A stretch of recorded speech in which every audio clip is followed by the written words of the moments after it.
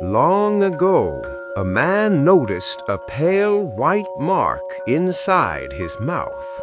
It did not bleed, it did not hurt, and no matter how hard he tried, it would not disappear. He went to the village herbalist, the keeper of ancient remedies, and showed him the mark.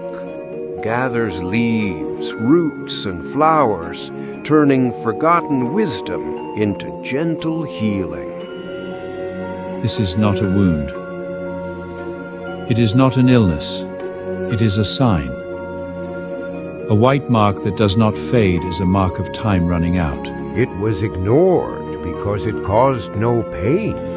It was feared because it never disappeared. I know what it means.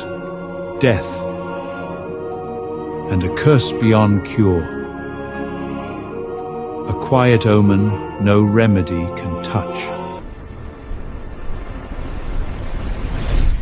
Today, in the 21st century and the era of digital medicine and artificial intelligence, we know that this mark is neither a curse nor a sign of death, but a traceable clinical phenomenon.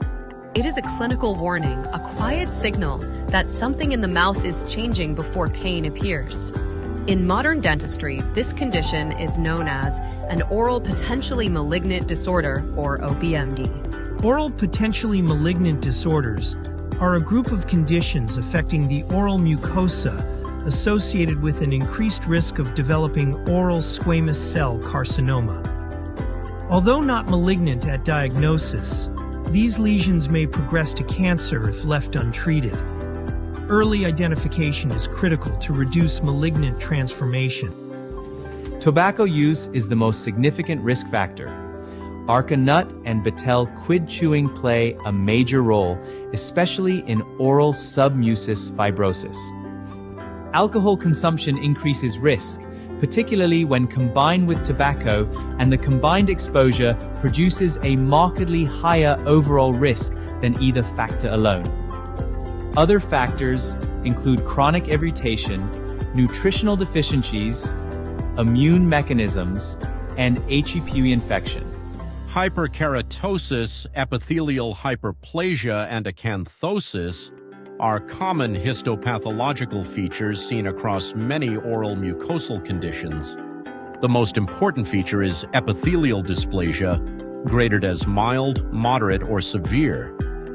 Dysplasia shows increased nuclear cytoplasmic ratio, pleomorphism, hyperchromatism, abnormal mitoses, and loss of basal cell polarity.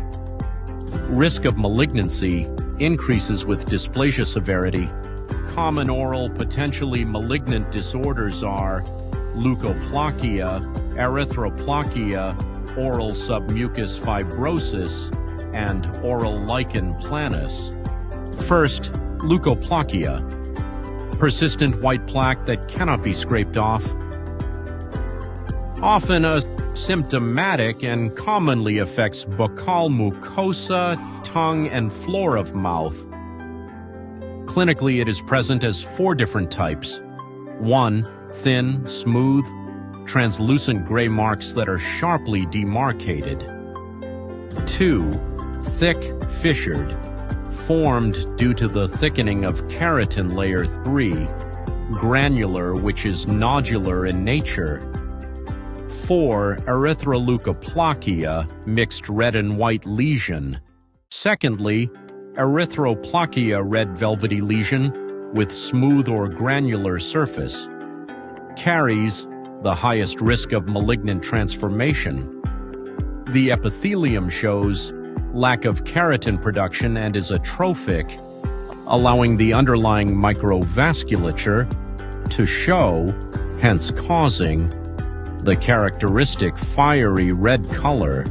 Oral submucous fibrosis is a chronic progressive condition characterized by mucosal blanching, formation of fibrous bands, burning sensation, and reduced mouth opening. And patients often experience burning of the oral mucosa, ulceration, and depapillation of the tongue. Oral lichen planus is a chronic immune-mediated disorder that typically presents as bilateral white reticular lesions known as Wickham's striae. Erosive forms may cause discomfort and require long-term follow-up.